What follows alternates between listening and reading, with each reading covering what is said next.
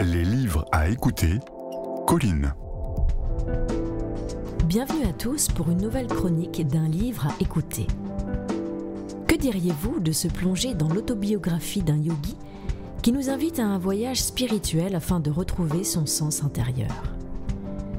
L'histoire de la vie de l'auteur Paramahansa Yogananda n'est rien de moins qu'une source d'inspiration pour tous ceux qui souhaitent se comprendre. Après la mort, les êtres s'entremêlent dans ce monde astral, suivant les nuances de leur karma, c'est-à-dire qu'ils sont limités à leur propre domaine vibratoire. L'être astral conserve l'apparence qu'il avait dans sa jeunesse, lors de son ultime naissance terrestre. Se distinguant du monde physique perçu par les sens, le monde astral est perçu par l'intuition. C'est ainsi qu'il reçoit des sensations visuelles, olfactives, gustatives, auditives et tactiles. Une âme indivisible par nature ne peut être mise en évidence que par la présence d'un corps, laquelle montre qu'il existe encore des désirs inassouvis.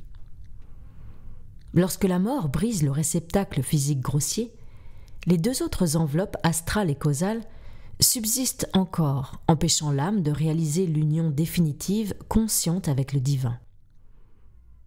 Lorsque la sagesse l'aura définitivement purifiée de tout désir, elle pourra désintégrer à leur tour les deux derniers réceptacles.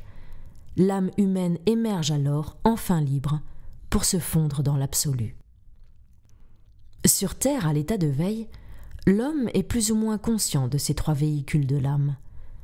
Lorsqu'il reçoit des impressions visuelles, auditives, olfactives, gustatives ou tactiles, c'est le corps physique qui est principalement en jeu. La visualisation ou l'acte de volonté proviennent du corps astral, tandis que l'enveloppe causale s'exprime dans la pensée ou dans l'introspection et la méditation divine.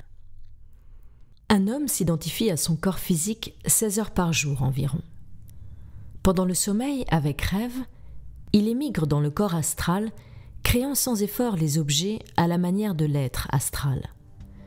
Dans le sommeil profond, dépourvu de songe, il transporte le centre de sa conscience, ou sens du moi, dans le corps causal. La vie et la mort sont des relativités de la pensée. L'état de vie et l'état de mort sont inspirants, vous ne trouvez pas? À très vite pour un nouveau livre à écouter sur Atypique Radio. Retrouvez le replay de cette chronique et plus d'infos sur atypiqueradio.fr.